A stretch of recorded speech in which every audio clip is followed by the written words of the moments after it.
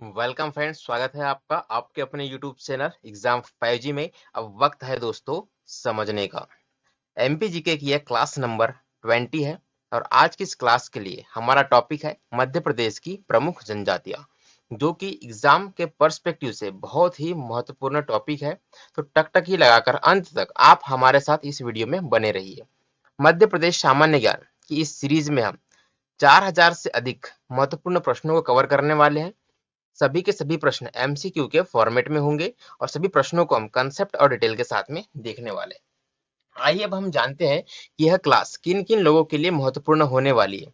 तो जो बच्चे एमपी पीएससी प्री की तैयारी के लिए हमारी क्लास देख रहे हैं, उनके लिए यह क्लास बहुत ही महत्वपूर्ण है, क्योंकि इस क्लास का सिलेबस या इस पूरी सीरीज की सिलेबस की मैं बात करूं तो एमपी पीएससी प्री का सिलेबस जो कि 2020 में चेंज हुआ है, उस पर ही यह आधारित है ना। तो महत्वपूर्ण प्रश्नों को हम यहाँ पर कवर करेंगे, कंसेप्ट और डिटेल भी देखेंगे। साथ ही एमपी की कोई सी भी एग्जाम हो जिसमें कि एमपी जीके का सिलेबस आता है, उन सभी के लिए भी ये क्लास महत्वपूर्ण है। यदि आपने एमपी जीके पढ़ा हुआ है तो इस क्लास को आप एक टेस्ट सीरीज के तौर पर भी ले सकते हैं, और जिन लोगों ने नहीं पढ़ा है तो कोई बात नहीं, आप हमारी यह पूरी सीरीज देखिए। आपकी माइंड मैपिंग हो जाएगी और आपके माइंड में एमपी जीके से जुड़े हुए प्रश्नों को लेकर कुछ क्लियरिटी आएगी, जिससे कि आप समझ पाएंगे एग्जाम में किस तरह के प्रश्न पूछे जाते हैं। यदि आपको हमारा यह प्रयास अच्छा लग रहा हो तो आप हमारी इस क्लास को, इस सीरीज को लाइक करें, अपने दोस्तों के साथ शेयर करें। साथ ही हमारे इस यूट्यूब चैनल एग्जाम 5G को सब्सक्राइब करें।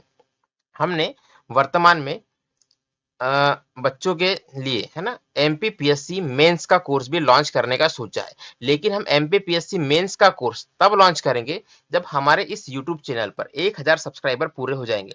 तो यूं कहूं कि इस मंथ के लिए हमने 1000 सब्सक्राइबर का टारगेट रखा हुआ है। जैसे ही ये टारगेट पूरा होता है, एमपीपीएससी मेंस का कोर्स जो कि यूट्यूब में अभी तक अवेलेबल नहीं है, पूरा कोर्स मैं मेंस का करवाने वाला हूं यूट्यूब चैनल पर, जो कि पूरी तरह से फ्री होगा, किसी भी तरह का पैसा नहीं लिया जाएगा।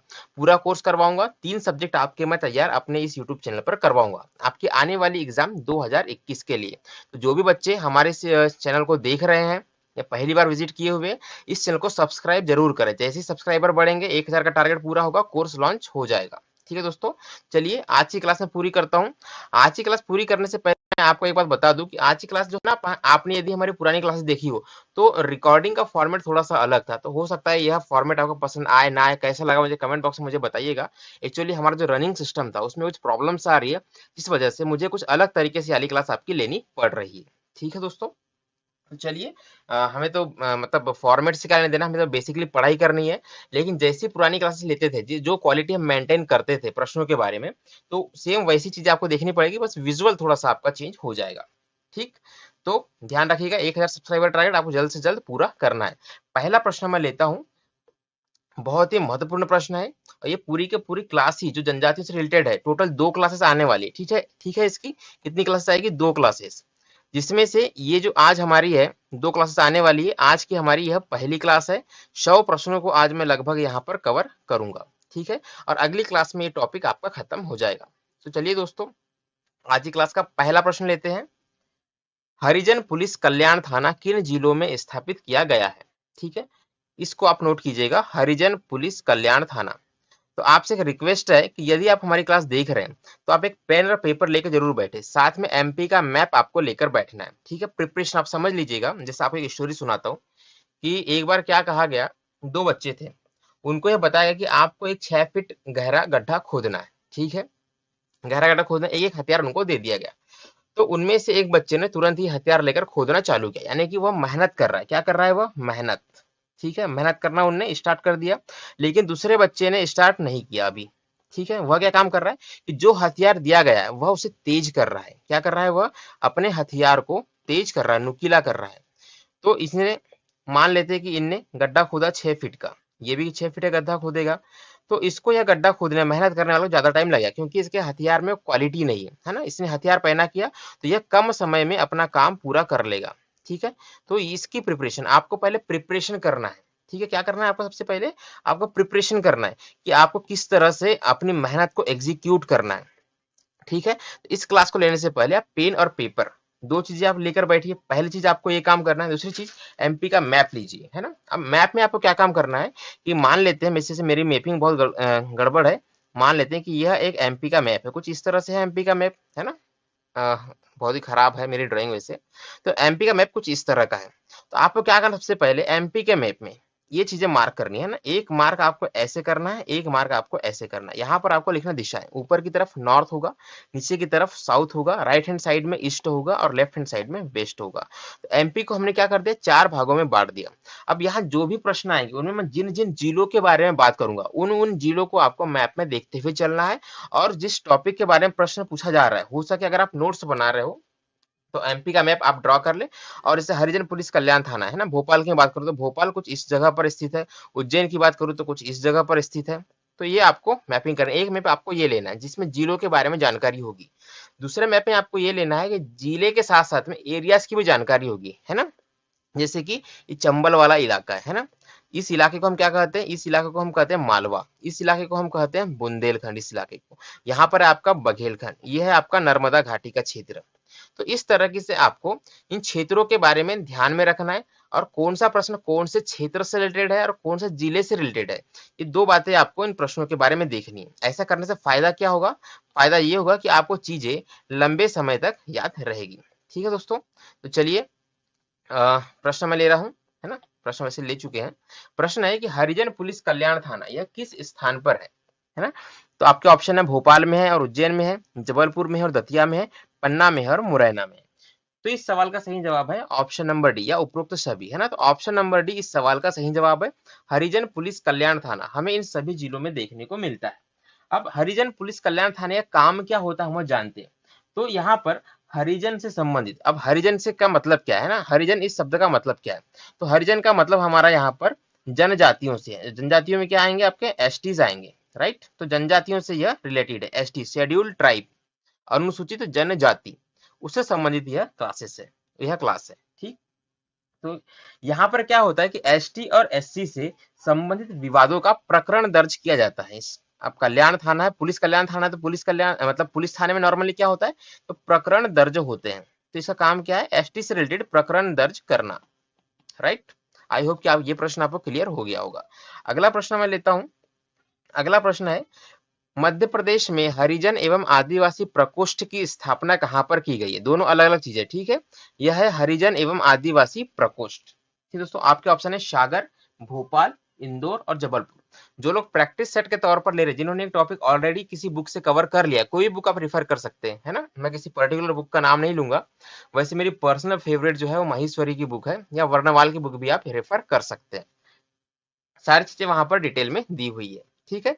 तो जिन्होंने प्रैक्टिस कर ली, मतलब पढ़ लिया है, वो आकर इसे प्रैक्टिस सेट के तौर पर देखें। जिन्होंने नहीं पढ़ा है वो इसे नॉर्मल क्लास के तौर पर भी ले सकते हैं। सारी की सारी बातें क्लियर होगी, दोनों की तैयारी में कोई फर्क नहीं होगा, दोनों ही लगभग समान लेवल पे होंगे इस क्लास को लेने के बाद, ठीक। तो इस प्रश्न का सही जवाब है भोपाल, है ना। हरिजन आदिवासी प्रकोष्ठ हमको भोपाल में देखने को मिलता है। ऑप्शन बी इस सवाल का सही जवाब है। यहाँ पर आदिवासियों की समस्या संबंधित कार्यवाहियां की जाती है, ठीक है। पुलिस थाने में क्या करते हैं, समस्या नोट करवाते हैं। यहाँ पर समस्या से संबंधित कार्यवाही होती है। क्या होती है यहाँ पर, कार्यवाही, ठीक है। तो ये बात आपको ध्यान रखनी है। अगला प्रश्न मैं लेता हूं। मध्य प्रदेश में सबसे अधिक जनजाति कौन सी पाई जाती है। वेरी इंपॉर्टेंट प्रश्न है। जो जो प्रश्न आगे आने वाले प्रश्नों में इंपॉर्टेंट होंगे उनको मैं ऐसे आईएमपी लिखकर नोट करते जाऊंगा। यदि मैं बोलूं नहीं तो समझ जाइएगा कि प्रश्न एग्जाम में बहुत बार पूछा गया। आईएमपी का मतलब है बहुत बार पूछा गया है, ठीक है दोस्तों। तो इस सवाल का सही जवाब है भील जनजाति। यह मध्य प्रदेश की सबसे अधिक संख्या में पाई जाने वाली जनजाति है ना, सबसे अधिक संख्या में पाई जाने वाली जनजाति, यानी कि इस जनजाति के लोग मध्य प्रदेश में सबसे ज्यादा है, इसमें जनजातियों में, ठीक है। क्लियर है। अब सवाल ये उठता है कि भील जनजाति मध्य प्रदेश के कौन कौन से जिलों में पाई जाती है, ठीक है दोस्तों। तो भील जनजाति मध्य प्रदेश के, नोट करते जाइएगा, अलीराजपुर, झाबुआ, स्पेलिंग मिस्टेक पे ध्यान नहीं देना है, ठीक है, बड़वानी, धार और खंडवा। तो मुख्य रूप से इन जिलों में भील जनजाति पाई जाती है। और सबसे अधिक कहाँ पाई जाती है पूछा जाए तो सबसे अधिक यह धार डिस्ट्रिक्ट में पाई जाती है ना, मैक्सिमम। मैक्स कहाँ पाई जाती है, तो ये धार जिले में पाई जाती है। तो इस प्रश्न से आपको इतनी जानकारी मुख्य रूप से याद रखनी है। यदि पूछा जाए कि भीलों का महत्वपूर्ण त्योहार कौन सा है, तो भीलों का महत्वपूर्ण त्योहार का नाम है भगोरिया। इससे रिलेटेड प्रश्न भी आएंगे आगे, है ना। कुछ भी आपको लोड लेकर याद नहीं करना है, बस आपको शांति से बैठकर सीरीज देखनी है। ये सीरीज खत्म होते होते सारे प्रश्न आपको याद हो जाएंगे, ये मेरी गारंटी है। अगला प्रश्न लेता हूं। मध्य प्रदेश में अनुसूचित जनजाति के लिए आरक्षित संसदीय निर्वाचन क्षेत्रों की संख्याओं की बात की जा रही है, ठीक है। जैसा कि आप देख रहे हैं, यह भी एक इंपॉर्टेंट प्रश्न है। हमको क्या प्रश्न में क्या बताना है, आरक्षित संसदीय निर्वाचन क्षेत्र, कौन कौन से क्षेत्र में कितनी सीटें आरक्षित है, यह पूछा जा रहा है।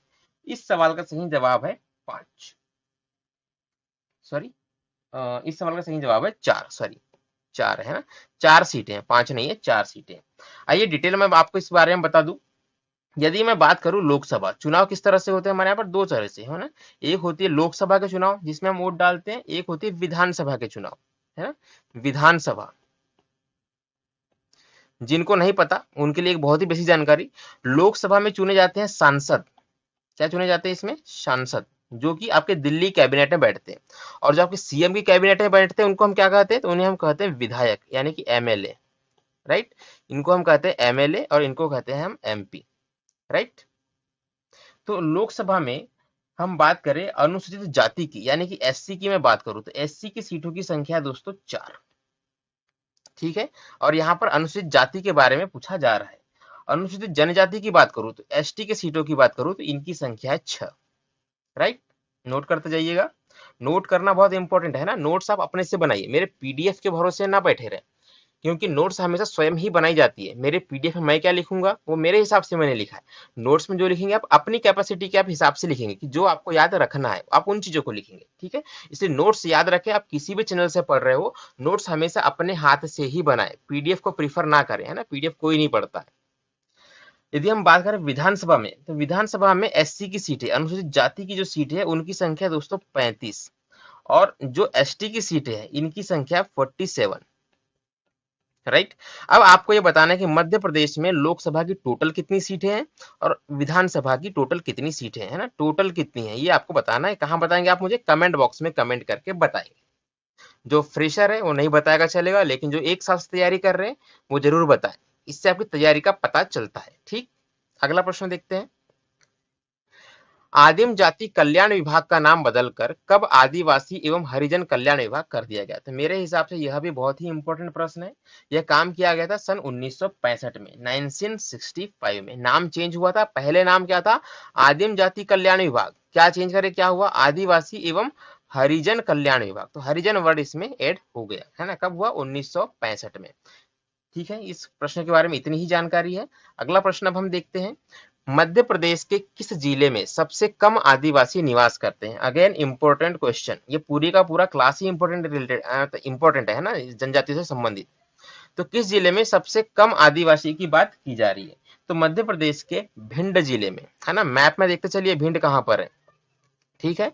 क्योंकि सारे ऑप्शन जो आएंगे ना, यदि आपको एरिया ही पता है कि हाँ भाई ऊपर के, अगर नॉर्थ की बात करूं तो नॉर्थ में कम आदिवासी रहते हैं, अगर आपको ये भी पता है तो भी आप ऑप्शन को शॉर्ट लिस्ट आप कर पाएंगे, ठीक है। जैसे यहाँ पर ये दो ऑप्शन आपको नॉर्थ के दिख रहे हैं, तो भाई अगर आपने थोड़ा बहुत ही पढ़ा तो आप इन दो ऑप्शन को ऐसे ही कैंसिल कर देंगे, है ना। सही जवाब क्या है इसका, भिंड।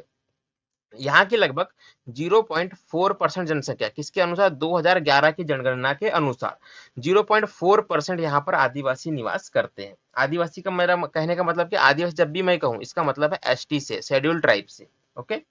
अगला प्रश्न देखते हैं।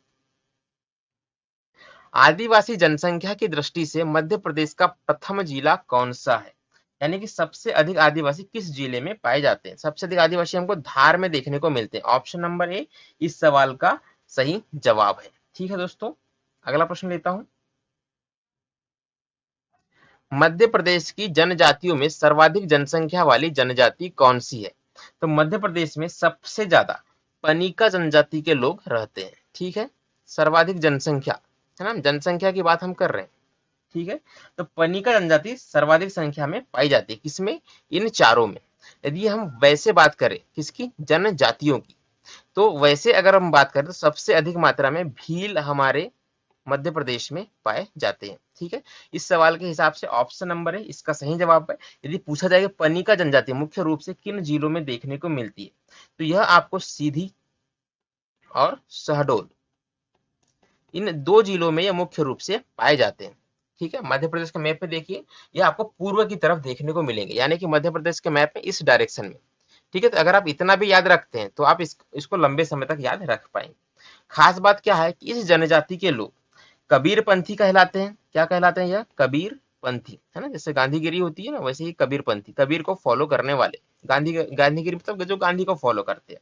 और इनके बारे में खास बात यह है कि मांस और मदिरा का सेवन नहीं करते हैं। मांस और मदिरा यानी कि शराब, इनका सेवन यह नहीं करते।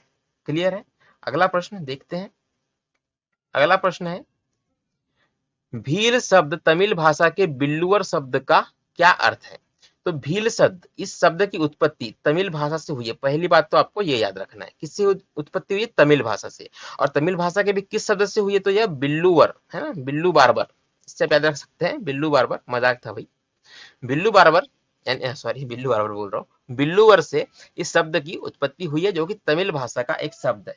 इसका अर्थ यहाँ पर पूछा जा रहा है, इसका अर्थ क्या है? धनुष, है ना। ऑप्शन नंबर बी इस सवाल का सही जवाब है। यदि आपने मेरी पिछली क्लासेस देखी हुई हो तो उसमें एक था धनुष और तीर, इसके बारे में, इसका संबंध किससे है यह पूछा गया था, तो भील समुदाय से ही इसका संबंध मैंने बताया था। यदि आपने पिछली क्लासेस भी देखी हुई हो तो आप इन प्रश्नों के जवाब दे सकते हैं। एक जनरल आइडिया तो आप लगा ही सकते हैं ना। तो जनरल आइडिया लगाने से क्या होगा कि प्रश्न आपके एग्जाम में गलत नहीं होंगे। ठीक है, अगला प्रश्न है, वेरी इंपॉर्टेंट है ये। भील जनजाति द्वारा गोल गधेड़ो नामक उत्सव किस टाइम पर मनाते हैं? होली के टाइम पर मनाते हैं, दशहरे के टाइम पर मनाते हैं, दीपावली के टाइम पर मनाते हैं, राखी के टाइम पर मनाते हैं? तो इस उत्सव का जो आयोजन है वह होली के टाइम पर, ऑप्शन नंबर ए इस सवाल का सही जवाब है, होली के टाइम पर किया जाता है। क्या है? गोल गधेड़ा उत्सव। ठीक है, अगला प्रश्न लेता हूं। भगोरिया नृत्य किस जिले के आदिवासियों का है? तो भगोरिया नृत्य, पहली बात, किसके द्वारा किया जाता है यह भगोरिया नृत्य? भगोरिया भ है ना, तो यह भील इस समुदाय के द्वारा किया जाता है। एक बात तो आपको याद रखनी है, पहली बात। अब किस जिले के आदिवासियों का यह पूछ रहा है ना, किस जिले के आदिवासियों का? तो भील जनजाति मुख्य रूप से झाबुआ, अलीराजपुर और धार यहाँ पाई जाती है ना। इस सवाल का सही जवाब क्या है आपका? Option number A Jhabua. Jhabua के अलावा भगोरिया भगोरिया नृत्य की बात करूं तो यह अलीराजपुर और धार, इन दो जिलों में भी, यानी कि इन तीन जिलों में कुल मिलाकर मनाया जाता है। अगला प्रश्न देखते हैं। अच्छा, ये पूछा जाए कि मतलब क्या है यह भगोरिया नृत्य, कब किया जाता है? मुख्य रूप से विवाह से इसका संबंध है। भगोरिया नृत्य किससे संबंध है? विवाह से, परिणय से। ठीक है, तो ये बात भी आपको याद रखनी है। आगे प्रश्न आएंगे, कुछ भी रटना नहीं है। सीरीज क्लियर होते होते सारे प्रश्न आपको क्लियर हो जाएंगे, किस टाइप के एग्जाम में पूछे जाते हैं, और आपको याद भी हो जाएगा। यदि आप 2 बार हमारी इस क्लास को देख लेते हैं, हर चीज आपको कंठस्थ याद हो जाएगी, कभी भूलेंगे नहीं आप, है ना। रिवाइज करते रहना तो पड़ता ही है विद्यार्थियों को, मतलब एक लंबे समय तक आप याद रख पाएंगे। कभी से मतलब क्या है? लंबे समय तक। एग्जाम के पहले आपने देख लिया तो आपको डेफिनेटली एग्जाम में याद रहेगा। कर्मा नृत्य किस जाति से संबंधित है? तो कर्मा नृत्य, इसके बारे में मैं आपको कुछ बेसिक बता दूं। पहली बात कि कर्मा नृत्य क्यों किया जाता है? तो यह कर्म के देवता, कर्म के देवता, इनको प्रसन्न करने के लिए किया जाता है, और यह गोंड और बैगा जनजातियों के द्वारा किया जाता है। ठीक है, तो ऑप्शन नंबर बी इस सवाल का सही जवाब है। यदि यहाँ पर बैगा होता तो वो भी सही होता। तो इन दो जनजातियों के द्वारा कर्मा नृत्य किया जाता है। अगला प्रश्न मैं लेता हूं। सहरिया किस संभाग में है? सहरिया क्या है? एक जनजाति है। ठीक है, सहरिया क्या है? एक जनजाति। अब यह किस संभाग में है यह पूछा जा रहा है। तो सहरिया मुख्य रूप से कहाँ कहाँ पाए जाते हैं, इसको आप नोट कीजिएगा। सहरिया के बारे में आपको नोट करना है, और नोट ये करना है कि मुख्य रूप से यह गुना, शिवपुरी, शेवपुर, मोरेना, इन जिलों में, है ना। मुख्य रूप से इन 4 जिलों में पाए जाते हैं। देखते हैं कौन सा ऑप्शन मैच कर रहा है। चंबल, है ना, ये सारे के सारे क्या है? चंबल संभाग, इस तरफ पाए जाते हैं। तो चंबल में मुख्य रूप से सहरिया निवास करते हैं। संभाग की बात की जा रही है तो क्या आ गया यहाँ पर? चंबल आ गया। ठीक है, ये चंबल में जिलों की बात करें तो गुना में, शिवपुरी में, श्योपुर में और मुरैना में। ये चंबल का एरिया है ना। ये हमें सोचेगा ये चारों जिले चंबल के हैं, चंबल संभाग के अंतर्गत आते हैं। ठीक है, ऐसा नहीं है। ये 4 जिले हैं जहां पर मुख्य रूप से सहरिया निवास करते हैं। अगला प्रश्न मैं लेता हूं, इंपॉर्टेंट प्रश्न है ये भी। क्वेश्चन नंबर 15, एक जनजाति में मामा बुआ की लड़की से विवाह करना, मामा और बुआ की लड़कियों से विवाह करना सर्वोत्तम माना जाता है। इस प्रथा को हम क्या कहते हैं? इस प्रथा को कहा जाता है दूध लौटावा। यह प्रथा किस जनजाति से संबंधित है? आपको ये पूछा जा रहा है। इस सवाल का सही जवाब है गोंड, है ना। ऑप्शन नंबर बी इस सवाल का सही जवाब है। तो गोंड से यह संबंधित है। अगला प्रश्न लेता हूं। आई होप कि आप समझ रहे होंगे मैं क्या कह रहा हूं, ठीक है। भारत सरकार ने मध्य प्रदेश के किस क्षेत्र समूहों को विशेष पिछड़े जनजाति के रूप में मान्यता दी है? इस वर्ड को पकड़िएगा, विशेष पिछड़े जनजाति क्षेत्र, ठीक है क्या? विशेष पिछड़े जनजाति क्षेत्र। तो यहाँ पर जो लिखा हुआ है, मंडला के बैगाचक क्षेत्र के बैगा, छिंदवाड़ा के पातालकोट के भारिया और ग्वालियर संभाग के सहरिया, ठीक है। कुल मिलाकर के बैगा जनजाति, भारिया जनजाति और सहरिया जनजाति के बारे में बात की जा रही है। वर्ड पर जहां मैं जोर दे रहा हूं, आप भी जोर देकर याद करेंगे। बैगा जनजाति, भारिया जनजाति और सहरिया जनजाति, तो ये तीनों ही विशेष पिछड़े जनजाति के रूप में मान्यता इनको दी गई है। बैगा कहाँ मिलते हैं मुख्य रूप से? तो बैगा आपको मुख्य रूप से मिलते हैं मंडला में, भारिया मुख्य रूप से आपको मिलेंगे ग्वालियर में और सहरिया आपको मिलेंगे, सॉरी, भारिया मिलेंगे छिंदवाड़ा में और सहरिया मिलेंगे आपको ग्वालियर में। आई होप ये प्रश्न भी आपका क्लियर होगा। अगला प्रश्न मैं लेता हूं। अगला प्रश्न है, गोहिया पंचायत किस जनजाति की है? अगेन इंपॉर्टेंट क्वेश्चन है। गोहिया पंचायत का संबंध किस जनजाति से है? तो गोहिया का संबंध है दोस्तों कोल जनजाति से। ऑप्शन नंबर बी इस सवाल का सही जवाब है। होता क्या है कि जब गांव में झगड़े वगैरह होते हैं ना, तो हम क्या करते हैं, आज की डेट में हम चले जाते हैं कहां पर? पुलिस थाने में। कहाँ जाते हैं हम? झगड़े होने पर पुलिस के पास जाते हैं, है ना। कोई विवाद हो गया तो पुलिस के पास चले जाते हैं। तो ये जो कोल जनजाति के लोग हैं, इनमें गोहिया पंचायत होती है, ठीक है। तो इस कोल जनजाति में जो भी वाद विवाद होते हैं, चाहे जमीन को लेकर हो, है ना, जैसे विवाद की तो तीन ही जड़ें होती है, जर, जोरू और जमीन। तो इनको लेकर अगर कोई भी विवाद होता है तो वो गोहिया पंचायत में भी सुलटा लिया जाता है, यानी कि उसका निपटारा कर दिया जाता है। तो एक प्रकार की पंचायत है जहाँ पंच फैसला करते हैं किसका? विवादों का। अगला प्रश्न देता हूं। अगला प्रश्न है कि भारिया जनजाति के प्रमुख देवता कौन से हैं? अगेन इंपॉर्टेंट है, लेकिन यहाँ मैं इंपॉर्टेंट लिखूंगा नहीं, है ना। तो भारिया जनजाति के देवता के बारे में पूछा जा रहा है।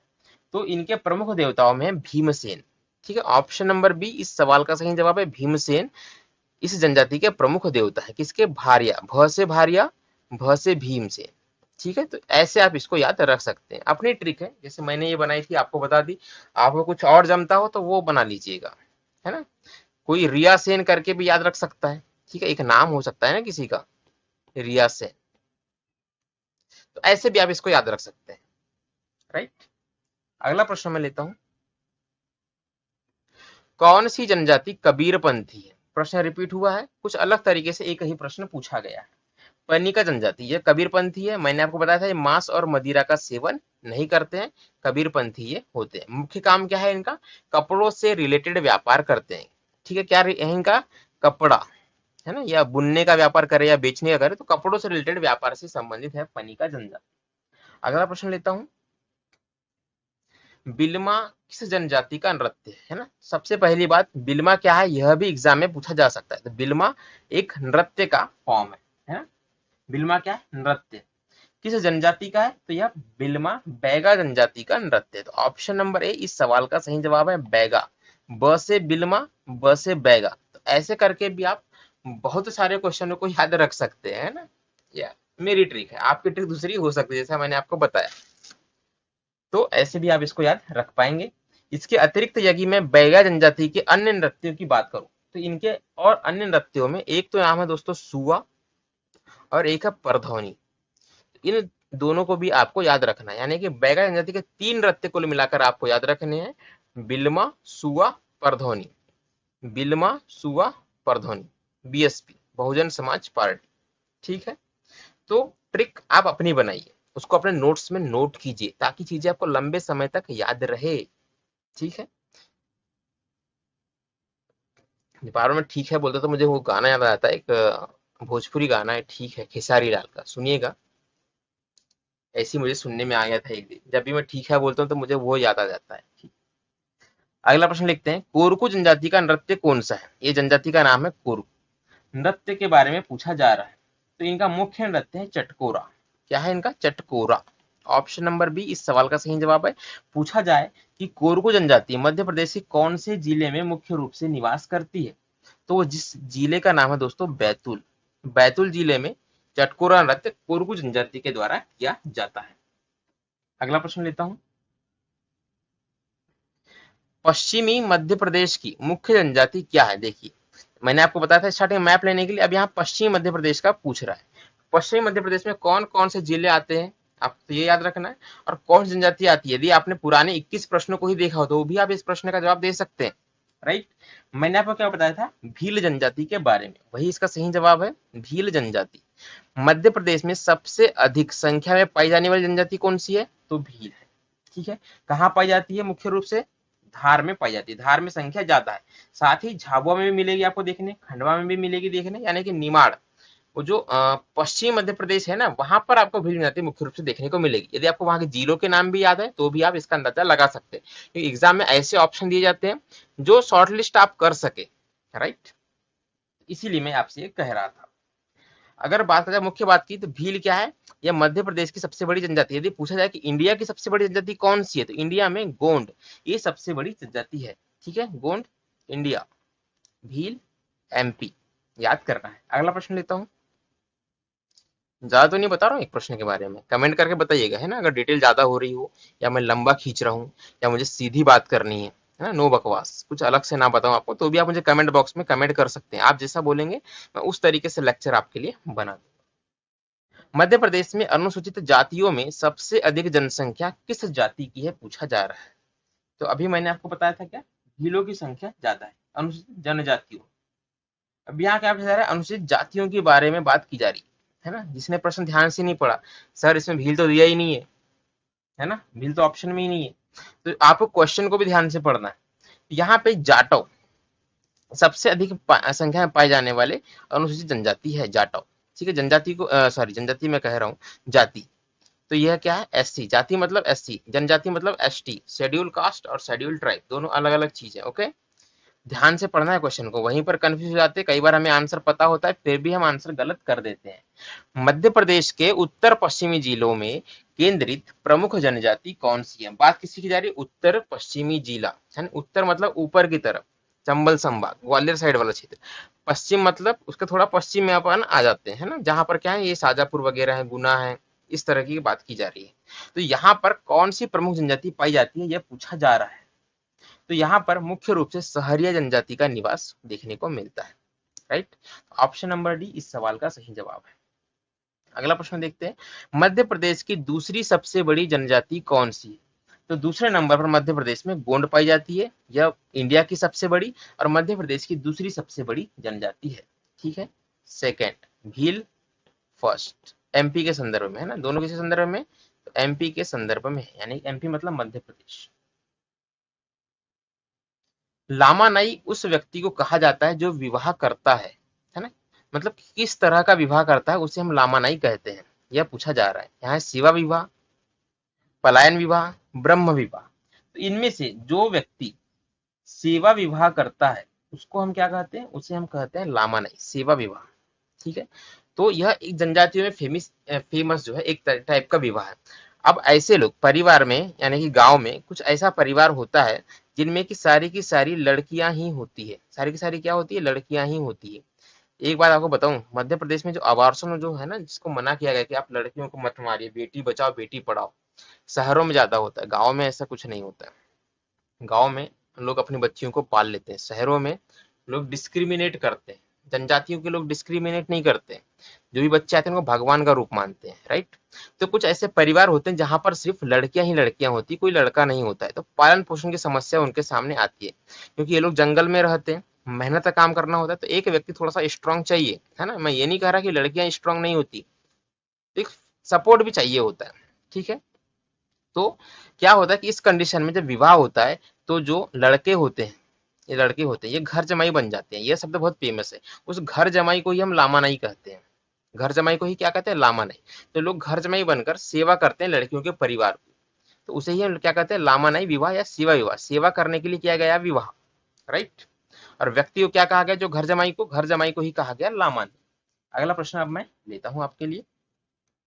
सुमेलित कीजिए। अच्छा, यहाँ सारे ऑप्शन नहीं आ रहे, पहले आपके लिए प्रश्न पढ़ देता हूँ, फिर हम नीचे हम ऑप्शन शॉर्टलिस्ट कर लेंगे। ऑप्शन ना भी देखे कोई विशेष फर्क नहीं पड़ने वाला है, ठीक है। एक तरफ जनजातियां दी हुई है, दूसरी तरफ इनके निवास का स्थान दिया हुआ है। तो गोंड जनजाति यह किस स्थान पर निवास करती है, ये पूछा जा रहा है।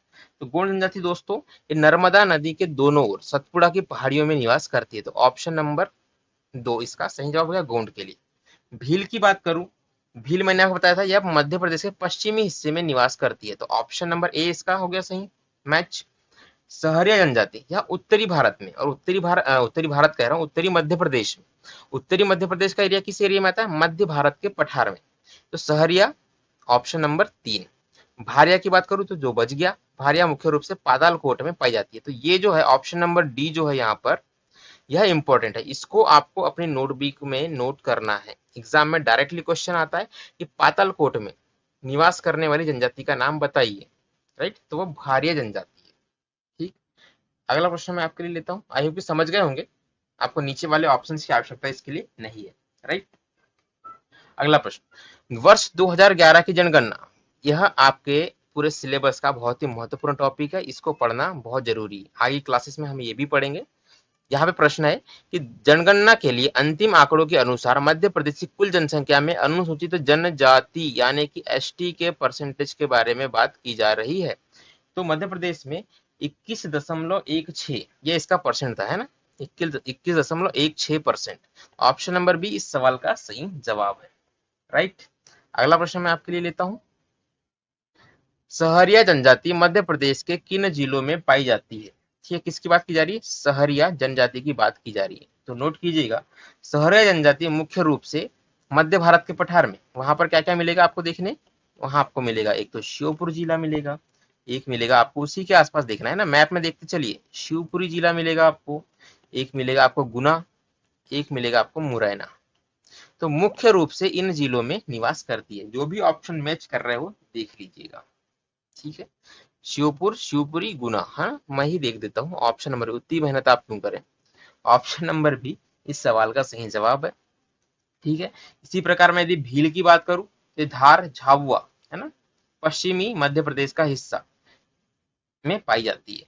चलिए अगला प्रश्न मैं आपके लिए लेता हूं, मध्य प्रदेश के किस जिले में उसकी कुल जनसंख्या का सर्वाधिक प्रतिशत अनुसूचित जनजाति की संख्या पाई जाती है। अनुसूचित जनजाति की बात की जा रही है, आपको सारे के सारे ऑप्शन देखने। इन ऑप्शन में बात की जा रही है किसकी, प्रतिशत की, जनसंख्या का प्रतिशत सबसे अधिक पाई जाती है कहां पर, सबसे अधिक पाई जाती है धार में।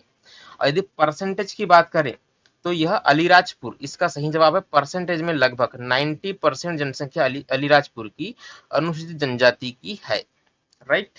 अलीराजपुर इस सवाल का सही जवाब है, लगभग 90%। किसी किताब में 89 दिया हुआ है, किसी किताब में 90 दिया हुआ है, उसकी लोड नहीं लेना है, अप्रॉक्स आपको याद रखना है। अगला प्रश्न मैं लेता हूं, मध्य प्रदेश के किस जिले में न्यूनतम जनजाति प्रतिशत पाया जाता है। परसेंटेज की बात की जा रही है ना, न्यूनतम जनजाति प्रतिशत, तो यह भी भिंड जिले में पाया जाता है, ठीक है। मैं इसे भी क्यों कह रहा हूं, यह भी क्योंकि संख्या भी कम है और परसेंटेज भी कम है, दोनों के लिए आपको भिंड ही याद रखना है, राइट। लगभग 0.4%, ये मैं आपको बता चुका हूं। अगला प्रश्न लेते हैं, निम्नलिखित में सबसे पहली एवं आदिम अवस्था में रहने वाली जनजाति कौन सी है ना। सबसे पहली जनजाति के बारे में पूछा जा रहा है जो आदिम अवस्था में यानी कि नेचुरल रूप से रहती है, कब, अभी भी जंगलों में ही निवास करती है, उस जनजाति का नाम है अबुझमाड़िया, ठीक है, अबुझमाड़िया। इंपॉर्टेंट प्रश्न है, और साथ ही आपको ये याद रखना भी इंपॉर्टेंट है कि ये एमपी में नहीं पाई जाती। तो कहाँ पाई जाती है, ये छत्तीसगढ़ में पाई जाती है। छत्तीसगढ़ किसी समय में एमपी का हिस्सा रहा था। छत्तीसगढ़ में भी कहाँ पाई जाती है, छत्तीसगढ़ में मुख्य रूप से यह बस्तर, जहां पर आजकल बहुत सारे गोलीकांड होते रहते हैं ना, बस्तर यहाँ पर और दंतेवाड़ा, इन दो जिलों में मुख्य रूप से छत्तीसगढ़ के ये जनजाति के लोग निवास करते हैं। अगला प्रश्न लेता हूँ, ज्यादा इंपॉर्टेंट नहीं है क्योंकि छत्तीसगढ़ अब अलग हो चुका है, फिर भी आप जनरल नॉलेज के तौर पर याद रख सकते हैं। निम्नलिखित में से कौन सी जनजाति लोहे का काम करने वाला वर्ग माना जाता है, लोहे का काम, ठीक है, इससे आप याद रखेंगे। उस जनजाति का नाम है अगरिया, क्या है? अगरिया। ऑप्शन नंबर बी इस सवाल का सही जवाब है। यदि इस जनजाति के पूजनीय देवता की बात करूं तो पूजनीय देवता का नाम भी आप इजीली याद रख सकते हैं, इसी प्रश्न से रिलेटेड हो जाएगा ये, लोहासुर, लोहे का काम करने वाले लोहासुर, लोहासुर अगरिया। इस तरीके से आप माइंड मैपिंग करें, राइट। अगला प्रश्न मैं लेता हूं, निम्नलिखित में से मध्य प्रदेश की किस जनजाति का उल्लेख ऋग्वेद पुराणों, है ना, एक ऐसी जनजाति जिसका उल्लेख ऋग्वेद पुराण में भी मिलता है। ऋग्वेद क्या है? भारत मतलब मध्य प्रदेश का, यदि मध्य प्रदेश क्या बोल रहा हूँ यार, कई बार टंग स्लिप हो जाती है। वेदों में सबसे पुराना वेद ऋग्वेद है, राइट। वहां आपको जिक्र मिलेगा, महाभारत में मिलेगा, रामायण में मिलेगा, तीनों ही अलग अलग चीज है। और जनजाति का नाम है very important, right, very important, जनजाति का नाम है कोल। ऑप्शन नंबर ए इस सवाल का सही जवाब है, कोल जनजाति। यदि ये किन जिलों से संबंधित है, यदि इस बारे में बात की जाए तो उस बारे में आप नोट आप कर सकते हैं। यह एक तो पाई जाती है रीवा में, एक पाई जाएगी आपकी सतना में, है ना, उसी के आसपास का जिले थे, कटनी है, सीधी है और जबलपुर। तो इतनी जगहों पर मुख्य रूप से कोल जनजाति के लोग निवास करते हैं। और इनका संबंध किससे है? ऋग्वेद में क्या बताया गया, महाभारत रामायण में क्या बताया गया? तो ये अपने आप को सबरी से संबंधित बताते हैं, तो इसको आप अलग से याद रखिएगा। सबरी वही स्त्री है जिसके जूठे बेर भगवान राम ने खाए थे, रामायण वाली कहानी, राइट। अगला प्रश्न देखते हैं, निम्नलिखित को सुमेलित कीजिए। एक तरफ जनजाति के नाम दिए हुए, एक तरफ नाम दिए आपको नृत्य के, ठीक। तो भील जनजाति के नृत्य के बारे में आपको बताना है। भील जनजाति कौन सा नृत्य करते हैं? भगोरिया। भील का संबंध किससे हो गया? भगोरिया से। इसी प्रकार सैला, सॉरी, भील का भगोरिया। सहरिया, सहरिया का संबंध है दुलदुल घोड़ी नृत्य से। इसी प्रकार गोंड, गोंड का संबंध है सैला से। यह इंपॉर्टेंट है ना, इस मैच को आप विशेष रूप से याद रखिएगा। गोंड, सैला नृत्य किसका, एग्जाम में पूछा जाता है, गोंड का है। और कोरकू, इसका संबंध है दोस्तों बचा हुआ थपटी से। तो इस प्रकार से आई होप कि आपको बातें क्लियर हो गई होगी, समझ में आ गया होगा। कुछ मतलब फिशी हो गया क्या? एक सेकेंड, जिन लोगों ने नोट नहीं किया है उन लोगों के लिए मैं इसे मिटा करके वापस से मैच बना देता हूँ, राइट। क्या बताया था मैंने? भील का संबंध भगोरिया से, सहरिया का संबंध दुलदुल गोड़ी से, गोंड का सैला से और कोरकू का थपटी से। रोक करके स्क्रीनशॉट इसका आप ले सकते हैं नोट करने। अगला प्रश्न मैं लेता हूँ, घोटुल क्या है? तो घोटुल जनजातियों में प्रचलित एक प्रकार की प्रथा है। क्या है? घोटुल एक प्रथा का नाम। पूछा क्या जा रहा है, इसमें होता क्या है? जनजाति के लोग लोक नृत्य करते हैं, युवाग्रह है, लोक नाट्य है, जनजातियों में प्रचलित कृषि का प्रकार है। तो पहले बता दो, घोटुल एक प्रकार की प्रथा है और इसको समझना बहुत इंपॉर्टेंट है। आधुनिक टाइम में यानी कि वर्तमान में कैसे इसको रिलेट करेंगे वो भी मैं आपको यहाँ बताने वाला हूँ। तो यह एक प्रकार का युवाग्रह है, ठीक है। इस बात से कुछ समझ में आ रहा है? कुछ समझ में नहीं आ रहा, लेकिन मैं आपको बताता हूँ, ठीक है। आगे डिटेल आप देखेंगे आपको समझ में आ जाएगा। पहली बात आपको याद रखनी है, घोटुल एक प्रथा है, एक प्रकार का युवाग्रह है। अब युवाग्रह क्या है वो आपको समझाऊंगा।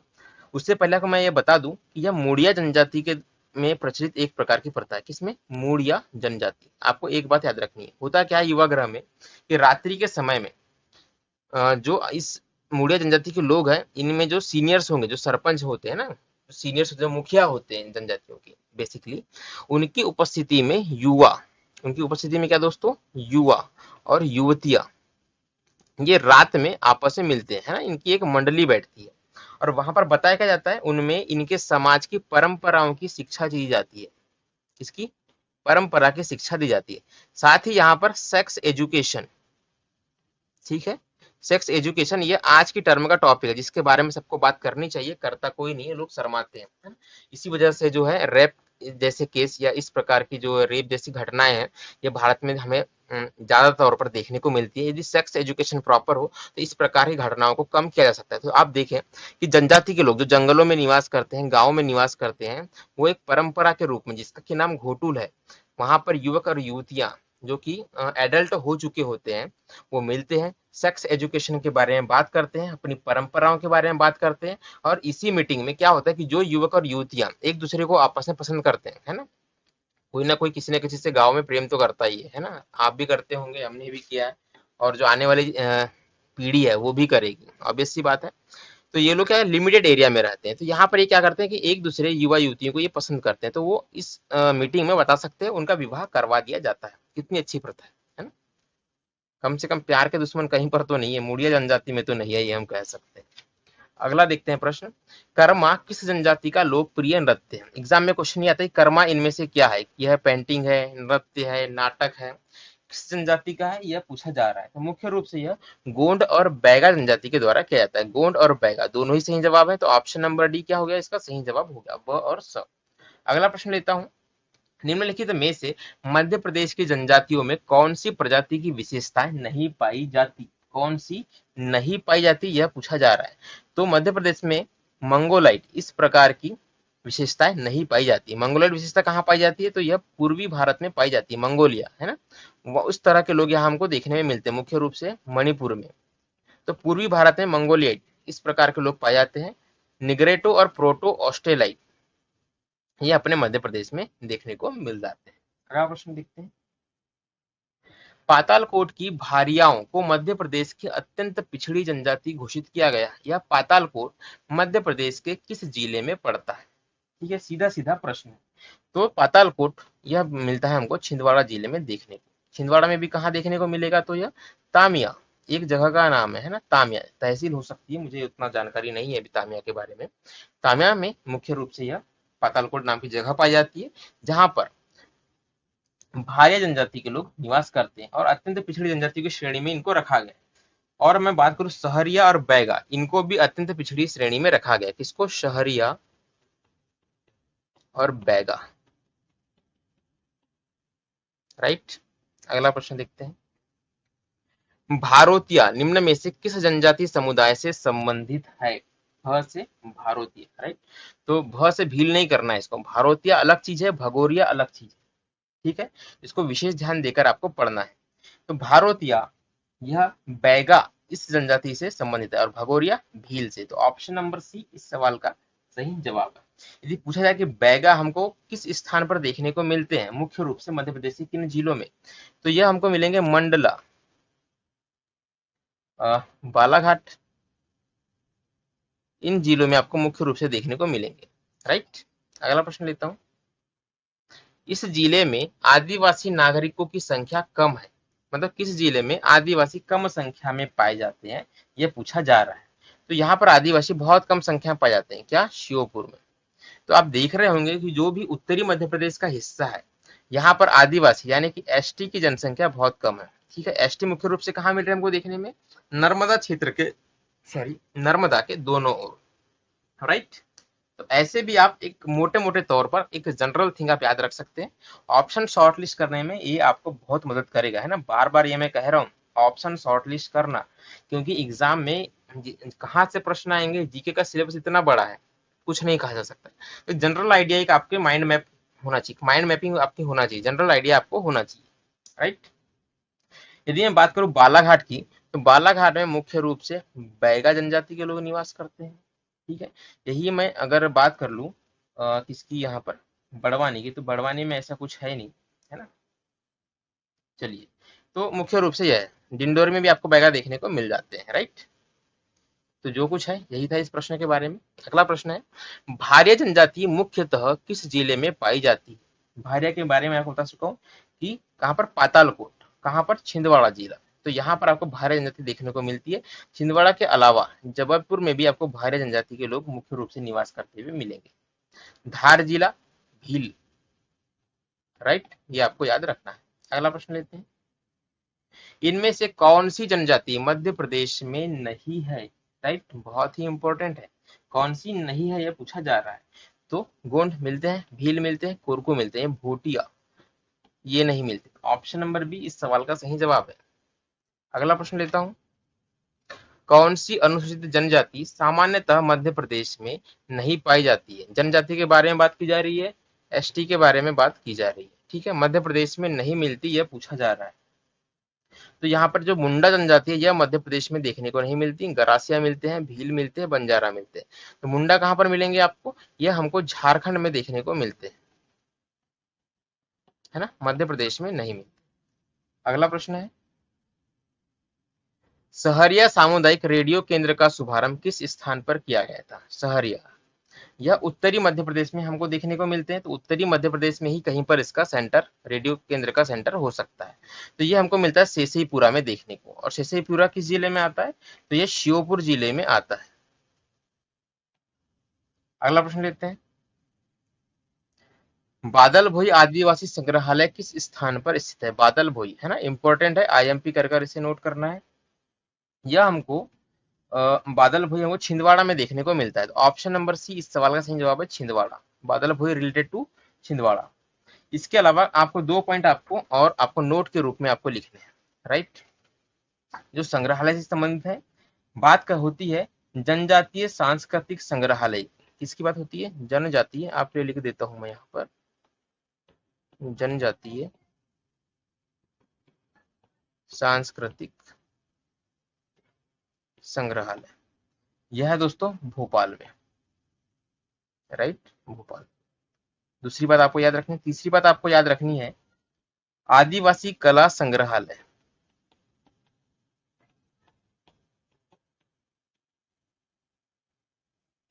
यह आपको देखने को मिलता है खजुराहो में, छतरपुर, राइट। खजुराहो, खजुराहो कहाँ आता है? छतरपुर में आता है। तो ये तीनों चीजें आपको याद रखनी, राइट। अगला प्रश्न लेते हैं। परधौनी नृत्य किस जनजाति में किया जाता है? तो परधौनी नाम का जो नृत्य है, परधौनी क्या है? बेसिकली एक नृत्य है। एक बात आपको ये याद रखनी, जनजाति की बात करें तो परधौनी नृत्य बैगा जनजाति। ऑप्शन नंबर बी इस सवाल का सही जवाब है, बैगा जनजाति। कब किया जाता है परधौनी नृत्य? जब बारात आपके दरवाजे पर पहुंचती है ना, बारात जब आपके द्वार पर आती है, बारात द्वार पर आने पर, उस समय नृत्य किया जाता है, यानी कि विवाह के अवसर पर। ऐसा भी आप करके आप इसको याद रख सकते हैं। अगला प्रश्न लेते हैं। आज की इस क्लास में हम 100 प्रश्न कवर करेंगे, है ना, 100 क्वेश्चंस। बलमा नृत्य किस जनजाति के द्वारा किया जाता है? बात की जा रही है बलमा नृत्य की, कितना अच्छा नाम है ना। तो यह भी बैगा जनजाति के द्वारा ही किया जाता है। ऑप्शन नंबर ए इस सवाल का सही जवाब है। कब किया जाता है? तो ये प्रेम प्रसंग, प्रेम प्रसंग यानी जो पिक्चर में गाने होते हैं ना, जब प्यार हो जाता है, तो ये उस टाइम पर किया जाता है। प्रेम प्रसंग इस कहानी पर काम करता है। कोरबा जनजाति की पंचायत को हम क्या कहते हैं? कोरबा जनजाति की पंचायत मैयारी के नाम से जानी जाती है। अभी तक हमने 2 पंचायतों के बारे में पढ़ लिया। एक है कोरबा जनजाति पंचायत, इसको हम क्या कहते हैं? मैयारी। एक हमने पढ़ा था कोल जनजाति की पंचायत, इसकी कोल जनजाति की, इसकी पंचायत कहलाती है गुहिया पंचायत, राइट। और एक मुड़िया जनजाति की पंचायत के बारे में हमने पढ़ा था, ठीक है, उसका नाम कमेंट बॉक्स में मुझे बताइएगा। नहीं, मुड़िया जनजाति पंचायत के बारे में पढ़ा था, अभी शायद वो क्वेश्चन नहीं आया है। गुहिया पंचायत के बारे में मैंने पढ़ा, राइट। तो ये तो फिक्स है। तो इसको आप 2 चीजें अभी आप याद रखिएगा, जैसे मुझे आगे याद आएगा मैं आपको बता दूं। घोटुल प्रथा किस जनजाति में पाई जाती है? बहुत ही इंपॉर्टेंट है, एक प्रश्न इसका ऑलरेडी आ चुका है, तो ज्यादा डिटेल में नहीं जाएंगे। घोटुल प्रथा मुड़िया जनजाति, मैंने बताया था युवक और युवतियां रात्रि में मिलते हैं, यौन और सांस्कृतिक इन मुद्दों पर उनको प्रशिक्षित किया जाता है, इस संबंध में जानकारी उनको दी जाती है। किसके द्वारा दी जाती है? समाज के जो मुखिया होते हैं ना, उनके द्वारा दी जाती है। कंघी शिल्प, ये भी रिपीटेड क्वेश्चन है, पिछली वीडियोज में यह क्वेश्चन आ चुका है। तो यह बंजारा जनजाति इससे संबंधित है, और बंजारों को ही कंघी, जो हम कंघी करते हैं ना नहा धोने के बाद, तो उस कंघी का आविष्कार बंजारों के द्वारा किया गया है, ऐसा माना जाता है। अगला प्रश्न लेते हैं। भीलों का निवास स्थल क्या कहलाता है? तो भील लोग ये जहां पर रहते हैं, है ना, उनके रहने का स्थान यह फाल्या कहलाता है, फाल्या। ऑप्शन नंबर सी डायरेक्टली आपको याद रखना है, कोई भी ट्रिक इसकी नहीं है। अगला प्रश्न लेते हैं। मध्य प्रदेश की विशेष पिछड़ी जनजाति कौन सी नहीं है? कौन सी नहीं है ये पूछा जा रहा है, राइट। तो कोल नहीं है, ऑप्शन नंबर ए। बाकी बैगा, सहरिया और भारिया पिछड़ी जनजातियों में गिनी जाती है। क्वेश्चन रिपीट हुआ है, ज्यादा डिटेल नहीं देखेंगे। अगला प्रश्न लेते हैं। जिस जनजाति का मूल पेशा कृषि है वह कौन सी? खेती करने वाली जनजाति के बारे में पूछा जा रहा है। तो पनिका और कहिवास इन दोनों के द्वारा मुख्य रूप से खेती करी जाती है। पनिका एक अन्य कार्य भी करते हैं जो कपड़े के व्यापार से या कपड़ा बुनने से संबंधित है। 2 बातें आपको याद रखनी। अगला प्रश्न लेता हूं। जनजातियों के जीवन को दिखाने के लिए एक संग्रहालय जो मध्य प्रदेश के खालिस्तान में स्थित है, ठीक है, इम्पोर्टेंट प्रश्न है, अलग अलग तरीकों से यह प्रश्न पूछा गया है। राइट। तो यह है भोपाल में स्थित, पहली बात आपको याद रखनी है, भोपाल। नाम क्या है इसका? यह है इंदिरा गांधी मानव संग्रहालय। क्या है इसका नाम? इंदिरा गांधी मानव संग्रहालय।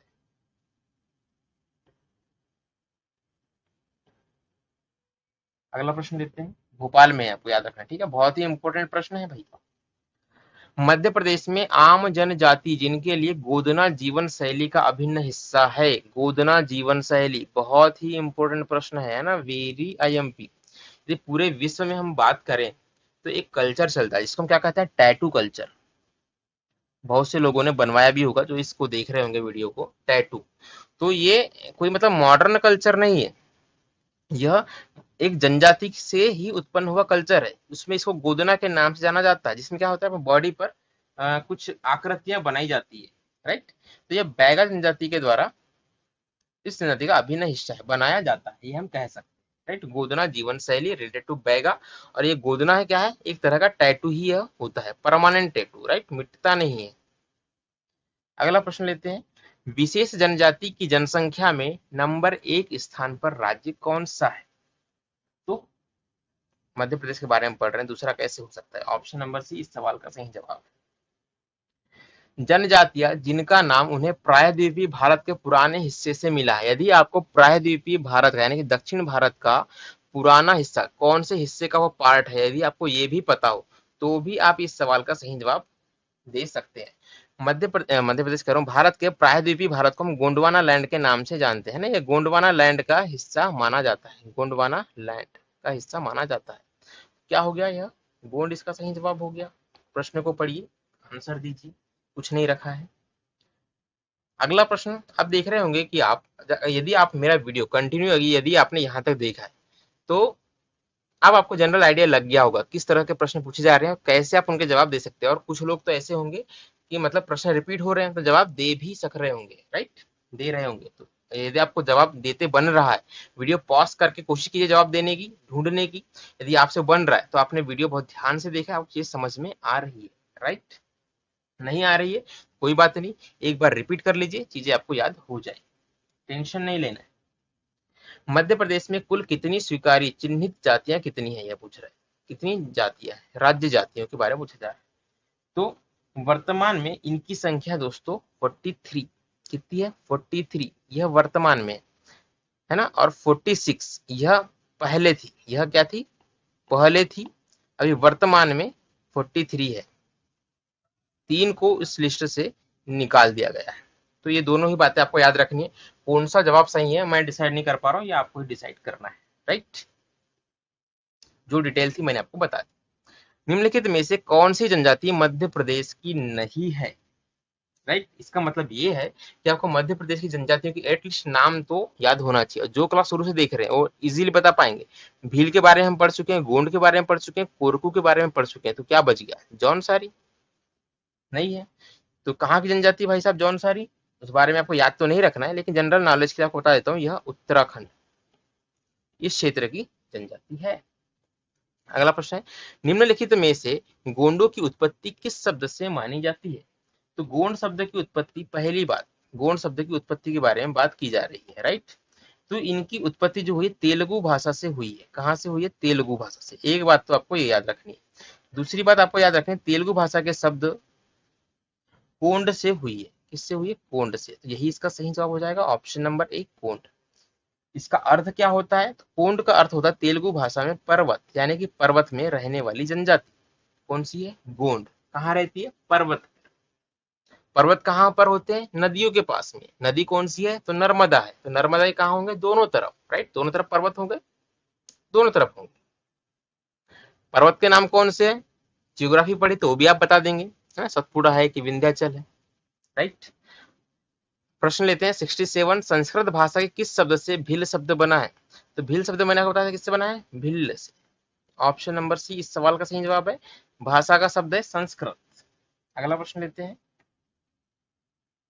और यदि पूछा जाए कि भिल्ल का अर्थ क्या होता है? भिल्ल का अर्थ क्या होता है? धनुष, है ना। भिल्लू बार बार मैंने बताया था, भिल्लू बार, वह भी इसको कहते हैं, अलग अलग नाम।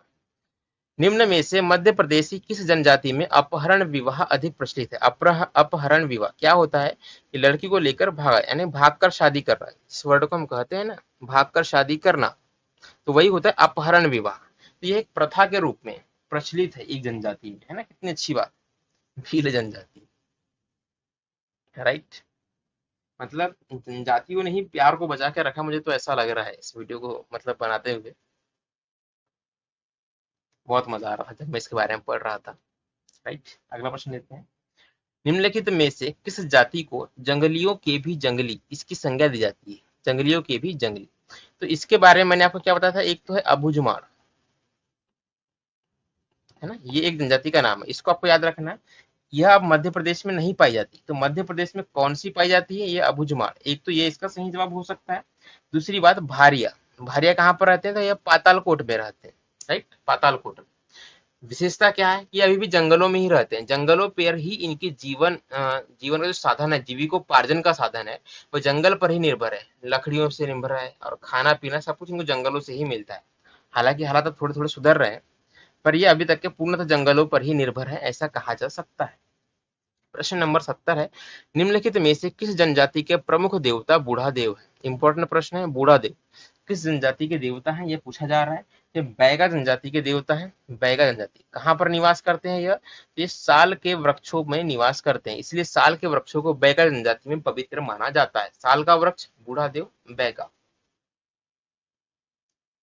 निम्नलिखित में से पारधी जनजाति किन जिलों में निवास करती है? तो भाई जो पारधी हैं वो तो इस सवाल का सही जवाब अभी वीडियो को पॉज करें और कमेंट में दें, है ना। पारधी जनजाति के लोग मुख्य रूप से कहाँ रहते हैं? तो मुख्य रूप से नोट कीजिएगा, ये सीहोर, भोपाल और रायसेन, इन सभी जगहों पर रहते हैं। तो उपरोक्त तो सभी क्या हो गया, इस सवाल का सही जवाब हो गया। अगला प्रश्न लेता हूँ। मध्य प्रदेश की गोंड जनजाति किस भाषा परिवार की है? गोंड जनजाति किस भाषा परिवार की है? तो गोंड कहाँ से आया? यह गोंडवाना लैंड से आया, ठीक है, ये याद रख रहे हैं, आए नहीं है। गोंड शब्द की जो है मतलब जनजाति का नामकरण जो हुआ है मध्य भारत के दक्षिणी हिस्से, जिसको हम गोंडवाना लैंड कहते हैं, उस पे हुआ है। और वहां पर द्रविडियन कल्चर है ना, यानी कि इमारतें भी द्रविडियन शैली में बनी हुई है, ये आप देखेंगे तो। अच्छा, कमेंट बॉक्स में एक बताना है कि द्रविडियन शैली का एक मंदिर है मध्य प्रदेश में, किधर पे है वो मंदिर, राइट। और गोंड जो है ये मध्य प्रदेश की सेकेंड लार्जेस्ट जनजाति है, ये भी आप याद रख सकते हैं इस परिवार गोंड के बारे में। क्लासेस थोड़ी ज्यादा बड़ी हुई है ऐसा मुझे लग रहा है आज। चलिए कोई बात नहीं, कवर करते हैं, 25 क्वेश्चन बने हुए बचे हुए। कोयला भूतिस निम्न में से क्या कहलाते हैं? इनमें से किसको हम कोयला भूतिस कहते हैं? है ना, कितना अच्छा नाम है कोयला भूतिस। तो यह नाचने गाने वाले गोंड, इनको कहा जाता है, राइट। अब बात करें पुजारी वर्ग, इनको क्या कहा जाता है? ये बात तो आपको एक क्वेश्चन तो क्लियर हो गया, कोयला भूतिस, नाचने गाने वाले गोंड। यदि बात करूं मैं पुजारी वर्ग की, तो पुजारी वर्ग को कहते हैं ओझा, ये सब गोंड में ही आते हैं, ठीक है, ओझा। यदि लोहे का काम करने वाले वर्ग की बात करें तो रिपीट हुआ है अगरिया, इसके बारे में हमने पहले क्वेश्चन पढ़ चुके हैं। यदि बढ़ईगिरी का काम करने वाले की बात करें तो इनको हम कहते हैं सोलाहस। नोट्स में आपको ये चीजें भी नोट करनी है, प्रश्न बन सकता है, ये पूछा गया, ये भी पूछा जा सकता है। तैयार हर चीज के लिए रहना है। बैगाचक का अधिकांश भाग मध्य प्रदेश के किस जिले में आता है? तो बैगाचक का अधिकांश भाग डिंडोरी जिले के अंतर्गत आता है। यदि आपने मैप में देखा हो, है ना, तो जैसे ये मध्य प्रदेश का आपका मैप है, राइट, तो इस जिले में बैगा आपको इन जिलों में देखने को मिलेगा, मुख्य रूप से इस एरिया में, राइट, यानी कि मध्य प्रदेश के पूर्वी एरिया में। यहीं पर आपको डिंडोरी भी देखने को मिल जाएगा, राइट। बालाघाट भी इधर ही है, मंडला भी इधर ही है, सहडोल भी इधर ही है। पर बैगा चक की बात की जा रही है और अधिकांश भाग की बात की जा रही है, तब आंसर क्या हो जाएगा, वो डिंडोरी। यदि ये ऑप्शन मुख्य रूप से जब एग्जाम में आता है ना, तो ये इस एरिया के नाम नहीं आएंगे, एक हाथ नाम या दो नाम ही होंगे आपके पूर्वी मध्य प्रदेश के। शॉर्टलिस्ट कर सकते हैं आप, ऐसे क्वेश्चन पूछे जाते हैं, राइट। भिलाला जनजाति का मूल स्थान निम्नांकित में से किस राज्य में पाया जाता है? भिलाला जनजाति, राइट, तो यह मुख्य रूप से छत्तीसगढ़ में इनको माना जाता है, छत्तीसगढ़ में, मध्य प्रदेश नहीं है, भिलाला छत्तीसगढ़। अगला प्रश्न लेता हूँ। गोंड द्वारा सुअर की बलि को प्रचलित रूप से क्या कहा जाता है? सुअर की बलि देना, इस घटना को क्या कहते हैं? सुअर की बलि किस में दी जाती है? तो गोंडों में दी जाती है। इस घटना को हम कहते हैं लरूकज। लरूकज ऑप्शन नंबर ए इस सवाल का सही जवाब है, एग्जाम में आया हुआ क्वेश्चन। अगला प्रश्न देखते हैं, भीलों के मकानों को क्या कहते हैं? भीलों के मकानों को हम क्या कहते हैं? तो कू नाम से इनको जानते हैं। भीलों का मकान कू कहलाता है। ऑप्शन नंबर ए सही जवाब है। भील इस संसार की, भीलों के बारे में खास बात क्या है, इस संसार की सबसे कलरफुल ट्राइब है। क्या है? सबसे कलरफुल ट्राइब। इसको आप नोट कीजिएगा, एग्जाम में प्रश्न बन सकता है। गोंड जनजाति के प्रमुख देवता कौन से हैं? तो गोंड जनजाति के प्रमुख देवता बूढ़ा देव, दूल्हा देव, ठाकुर देव, सभी के सभी हैं। ऑप्शन नंबर डी सही जवाब है। यदि मैं अन्य देवताओं की बात करूं, राइट, तो इनमें अन्य देवताओं में एक तो आते हैं नारायण देव, राइट, इनको भी आप नोट करिएगा। एक आते हैं भिवाशु, एक आते हैं खेरमाई। बस ये इतने मुख्य रूप से याद रखिएगा। और ये भी आपको याद रखना है कि जो गोंड जनजाति है ये जादू टोने पर विश्वास करते हैं और भूत प्रेत पर भी, राइट। अगला प्रश्न लेते हैं, इनमें से कौन सी अलीराजपुर की एक प्रमुख जनजाति है? तो अलीराजपुर में इनमें से जो दिए गए हैं भिलाला, ये क्या है? भील की ही एक उपजाति है, राइट, भील की ही एक यह उपजाति है। भारत का सर्वाधिक जनजाति जनसंख्या वाला राज्य कौन सा है? तो मध्य प्रदेश में संख्या इनकी सबसे ज्यादा है। ऑप्शन नंबर ए इस सवाल का सही जवाब है। मध्य प्रदेश की कुल जनसंख्या कितना प्रतिशत है? तो रिपीटेड क्वेश्चन है, 21.16%। मैं आपको बता चुका हूँ। ऑप्शन नंबर बी इस सवाल का सही जवाब है। अगला प्रश्न लेते हैं, मध्य प्रदेश में देश की कुल कितने प्रतिशत जनजातीय जनसंख्या निवास करती है? क्या हो रहा है? ठीक, किस बारे में पूछा जा रहा है? जनजातियों के बारे में पूछा जा रहा है। तो 21.16 इस सवाल का भी सही जवाब है, राइट। अगला प्रश्न लेते हैं, मध्य प्रदेश में वर्तमान में कितने जनजातीय समूह पाए जाते हैं? इसका जवाब मैं बता चुका हूं मैं आपको। 43 वर्तमान में पाए जाते हैं और इसके पहले 46 पाए जाते थे। कब? पहले 46 एंट्री हुई थी, उसके बाद 3 को हटा दिया, वर्तमान में 43 पाए जाते हैं। यदि पूछा जाए कि किन किन 3 समुदाय को हटाया था, तो इनमें है कीर, मीना और पारधी। कीर, मीना और पारधी, इन तीनों को बाहर कर दिया था, राइट। अगला प्रश्न लेता हूं, मध्य प्रदेश की सबसे बड़ी जनजाति कौन सी है? तो मध्य प्रदेश की सबसे बड़ी क्या थी? भील थी। रिपीटेड हो रहे हैं क्वेश्चन। इंडिया की सबसे बड़ी Gond, right, India Gond, MP Bhil. अगला प्रश्न लेते हैं, मध्य प्रदेश का सर्वाधिक जनजातीय जनसंख्या वाला जिला कौन सा है? यदि जनसंख्या की बात की जाए तो धार, जनसंख्या परसेंटेज की बात की जाए तो अलीराजपुर, राइट, अलीराजपुर। अगला प्रश्न लेते हैं, मध्य प्रदेश का सर्वाधिक जनजातीय जनसंख्या प्रतिशत वाला जिला कौन सा है? अलीराजपुर, पता चुका आपको।